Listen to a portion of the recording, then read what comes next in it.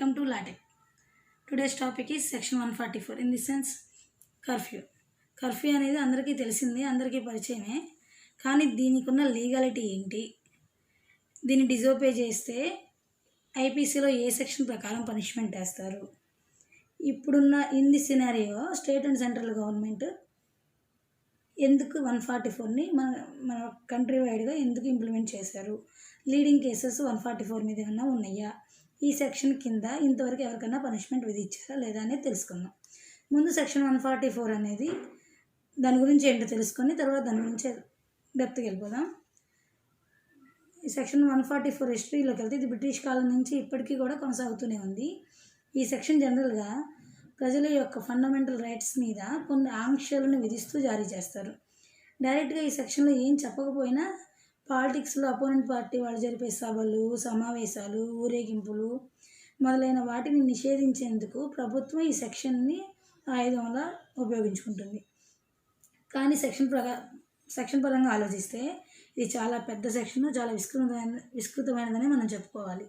ఎందుకంటే ప్రజలకి అసౌకర్యం కల్పించే ప్రక్రియ మొదలుకొని దొమ్మిడి, కొట్లాట్ల వరకు ఈ సెక్షన్ అమలు చేయొచ్చు.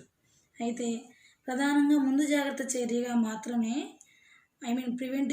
జరగబోయే గొడవల నుంచి ప్రివెంట్ చేయడానికి కోసం మాత్రమే ఈ సెక్షన్ని అమలుపరచాలి. అది తప్పనిసరి పరిస్థితి ఏర్పడితే మాత్రమే అమలు చేయాలి. ఒక ఉదాహరణ చెప్పుకుందాం.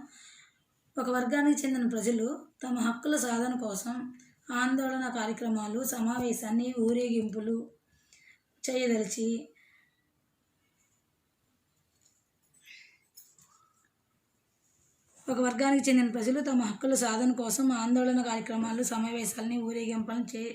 ఊరేగింపులను చేస్తున్నారనుకోండి. ఆ చర్యల వలన ప్రజలకి మరియు ప్రజల నుండి ప్రతిఘటన ఎదుర్కొనే అవసరం ఉంటుంది అని చెప్పి జిల్లా కలెక్టర్ గారు, ఆర్డీఓ గారు అభిప్రాయపడినప్పుడు ఈ సెక్షన్ని అమలు చేసే అవకాశం ఉంటుంది. సహజంగా ఈ సెక్షన్ అమలు చేసినాక దాని మెయిన్ ఉద్దేశం ఏంటంటే పబ్లిక్లో నలుగురు అంతకన్నా ఎక్కువ మంది గుంపులుగా ఉండడం చూడటమే దీని యొక్క ప్రాముఖ్యత. తాత్కాలికంగా ఈ సెక్షన్ వలన వ్యక్తిగత హక్కులకి భంగం ఏర్పడుతుంది. In this scenario state and central గవర్నమెంట్లు ఎపిడమిక్ డిసీజ్ యాక్ట్ 1897 సెక్షన్ 3 ప్రకారం మనకి కర్ఫ్యూని సెక్షన్ 144 ఆఫ్ సిఆర్పిసిని ఎన్ఫోర్స్మెంట్ చేయడం, దాని ద్వారా ఆర్డర్ పాస్ చేయడం జరిగింది. ఈ ఆర్డర్ని ఎవరైనా డిజోబే చేసినా లేదా గవర్నమెంట్ రూల్స్ని ఫాలో అవ్వకపోయినా Indian penal code IPC 188 section ప్రకారం వీళ్ళకి 6 నెలల జైలు శిక్ష లేక 1000 రూపాయలు పెనాల్టీ లేక 2 వేసే అవకాశం ఉంటుంది. ఇది షెల్ ప్రిజంప్షన్ అనేది అందరూ గుర్తుంచుకోవాలి ప్రిలిమ్స్ పాయింట్ ఆఫ్ వ్యూలో. ఇక్కడ పనిష్మెంట్ వేయడానికి ఇక్కడ ఇంటెన్షన్ ఈజ్ ఇమ్మెటీరియల్. ఇంటెన్షన్ అనేది ఈ కాజ్ కింద అవసరం లేదు. ఇప్పుడు డైరెక్ట్గా టాపిక్లోకి వెళ్ళిపోదండి. సెక్షన్ 144లో 7 క్లాజెస్ ఉంటాయి. సెక్షన్ 144 గురించి మనం తెలుసుకున్నాం. క్లాజ్ 1 గురించి తెలుసుకున్నాం. ఇప్పుడు ఒక వ్యక్తి వ్యవహరిస్తున్న విధానం వల్ల కానీ, అతన్ని నియంత్రించే తరుణంలో లేక ఆ వ్యక్తి యొక్క స్వాధీనంలో ఉన్న ఆస్తి వలన కానీ ప్రజలకు వాళ్ళ యొక్క శాంతి భద్రతలకు తక్షణ ప్రమాదం ఉందని భావిస్తే ఆ నిర్ణయం వలన పబ్లిక్ శాంతి భద్రతలకి, ఉద్యోగులకి ప్రమాదం వాటిల్లే అవకాశం ఉందని, లేదా ప్రజల భయభ్రాంతులకు గురి అవుతారని, వాళ్ళ ప్రాణాపాయ పరిస్థితి ఏర్పడుతుందని, తద్వారా ఆరోగ్యం కూడా క్షీణించే అవకాశం ఉందని, లేదా రాయిట్లు, ఎఫ్ఐలు జరగవచ్చని భావిస్తే కనుక ఈ సెక్షన్ని అమలుపరిచే అవకాశం ఉంటుంది. ఈ సెక్షన్ని అమలుపరిచే ఉద్దేశంలో సెక్షన్ 134 ఆఫ్ సిఆర్పిసి ప్రకారం ఆ వ్యక్తికి వీటన్నిటికీ కారణమైన ఆ వ్యక్తికి రాతపూర్వకంగా అర్థవంతంగా నోటీసుని పంపవలసి ఉంటుంది. క్లాస్ 2 144 క్లాస్ 2 ఈ సెక్షన్ని అత్యవసర పరిస్థితుల్లో కానీ లేదా 134లో చెప్పిన ఆ వ్యక్తికి డైరెక్ట్గా మనం ఆ ఉత్తర్వులు ఇవ్వలేకపోతే ఇండైరెక్ట్గా అయినా అందజేయచ్చు అని చెప్పి రెండో క్లాస్ చెప్తుంది. 144 క్లాస్ 2లో ఈ విధంగా చెప్తున్నారు. ఇప్పుడు 144 క్లాస్ 3 ఒక నిర్దిష్టమైన వ్యక్తి దృష్ట్యా, ఒక ప్రాంత ప్రజల దృష్ట్యా లేదా ఒక ప్రాంతానికి తరచుగా వచ్చే వ్యక్తుల దృష్ట్యా ఈ సెక్షన్ని అమలు చేసే అవకాశం ఉంటుంది. 144 క్లాస్ 4 144 క్లాస్ 4 ఇక్కడ ప్రిలిమ్స్ పాయింట్ ఆఫ్ వ్యూలో ఇక్కడ అడిగే టైం లిమిట్ అండి ఇది. కర్ఫ్యూకి టైం లిమిట్ ఎంత? సహజంగా కర్ఫ్యూ అమలు ఉత్తర్వులు జారీ చేసినప్పటి నుంచి దాని యొక్క కాల పరిమితి 2 నెలలు మాత్రమే ఉంటుంది. ఆ తర్వాత రాష్ట్ర ప్రభుత్వం ఏదైతే ఉందో ప్రజల ఆరోగ్యం దృష్ట్యా లేదా దొమ్మీలు కొట్లాట్లు అంటే రాయిట్లు ఎఫ్రేలు వాటి దృష్ట్యా ఆ సర్కమాస్టాన్సెస్ని కాగ్నిజెన్స్ చేసుకొని కాలపరిమితి పెంచే అవకాశం ఉంటుంది.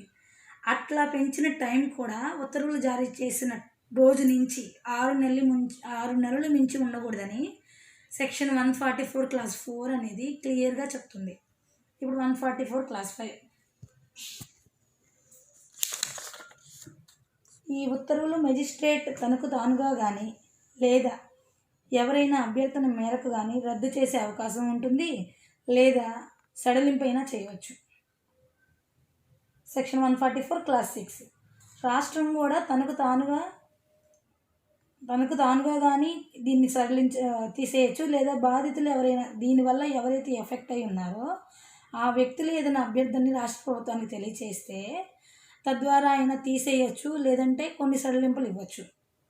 సేమ్ 5వ క్లాసులో ఏం చదువుకున్నామో 6వ క్లాసులో కూడా అదే. 5వ క్లాసులో ఏమో మెజిస్ట్రేట్గా హక్కు ఉంటుంది. 6వ క్లాస్ ద్వారా ఏమో రాష్ట్రానికి స్టేట్కి సెంట్రల్కి ఎవరికైనా అయితే వాళ్ళకు ఉంటుంది. మనకి లాలో ఎక్కడైనా దేశము రాష్ట్రము అని వచ్చిందంటే కంట్రీ అనే లెక్కేసుకోవాలండి. దేశం అనే లెక్కేయాలి. రాష్ట్రం అంటే దేశం కింద లెక్కేసుకోవాలి, స్టేట్ కింద తీసుకోకూడదు. సెక్షన్ 144 క్లాస్ 7 మెజిస్ట్రేట్కి దరఖాస్తు చేసుకున్న వెంటనే మెజిస్ట్రేట్ అనే అతను వెంటనే విచారణ జరపాలి. ఆ విచారణ అనేది దరఖాస్తుదారుడు స్వయంగా అతనే వాదించుకోవచ్చు లేదా లాయర్ ద్వారా అయినా వాదించుకోవచ్చు.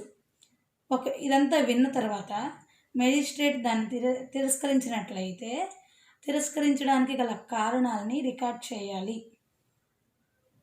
సేమ్ రాష్ట్రం కూడా ఈ విధంగానే చేస్తుంది. సేమ్ ఇదే విధంగా. ఇది 144లో 7 క్లాసెస్ వివరణ. ఇప్పుడు సెక్షన్ 144 గురించి క్లియర్గా చెప్పేసానండి. కాకపోతే ఇప్పుడు ఈ సిచ్యువేషన్స్ అన్నిటినీ మనం ఎదుర్కొంటున్నాం కాబట్టి, మన కంట్రీ ఎదుర్కొంటుంది కాబట్టి రేపు మనకు జరిగే ప్రిలిమ్స్ ఎగ్జామ్స్లో ఈ సెక్షన్ మీద క్వశ్చన్స్ అడిగే ఆస్కారం ఉందన్న ఆలోచనతో నేను దీని మీద ఇండైరెక్ట్గా కానీ డైరెక్ట్గా కానీ ఒక 10 క్వశ్చన్స్ తయారు చేసి పెట్టుకున్నాను. వీటిని పిక్స్ మీకు పెడతాను, చివరిలో మీరు రాసుకోండి.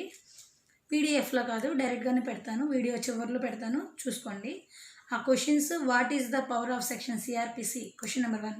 Question number 2, what is the reason behind imposing this section? Question number 3, related famous case ఏమైనా ఉందా? Question number 4, does section 144 CrPC restrict carrying weapons? Question 5, what is the restrictions imposed? Section 6, narrow or broader? Question number 7, individual or group? Question number 8, necessary to implement section 144 of CRPC? Question number 9, time limit anta? Question number 10, does section 144 CRPC mean curfew only? ఇంకేమైనా ఉందా? అయిపోయిందండి. దీని గురించి క్లియర్గా చెప్పాను. మీకు కనుక బాగా అర్థమైనట్లయితే ప్లీజ్ లైక్ చేయండి, షేర్ చేయండి అండ్ కామెంట్ చేయండి. నెగిటివ్గా మాత్రం కామెంట్ చేయకండి. మీకు ఇంకేదైనా క్వశ్చన్స్ కావాలన్నా కింద కామెంట్లో పెట్టండి, అవి కూడా చెప్పడానికి ట్రై చేస్తాను. త్వరలో ఐపీసీ గురించి కూడా చెప్తాను. Thank you. This is my first audio and video. ఫస్ట్దండి. నెగిటివ్ కామెంట్ పెట్టకండి. నచ్చితే మాత్రం లైక్ చేయండి, షేర్ చేయండి, మర్చిపోకండి. బాయ్.